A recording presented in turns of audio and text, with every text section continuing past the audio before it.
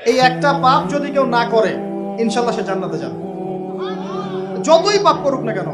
বাসায় মা বোন যারা আছে অনেকেই দেখা যায় চুল আশ্রয় চিরুনি পরে গেলে বলে এই আজকে মেহমান আসবে। কি আসবে আজকে? মেহমান আসবে আজকে বললেই সে বাসা থেকে বের হচ্ছেন, আপনার পাঞ্জাবিটা একটু আটকে গেছে, আপনার স্ত্রী বলছে একটু বসে যান, অমঙ্গল হতে পারে, বসেন। বাস মুশরিক, শিরক হয়ে গেল।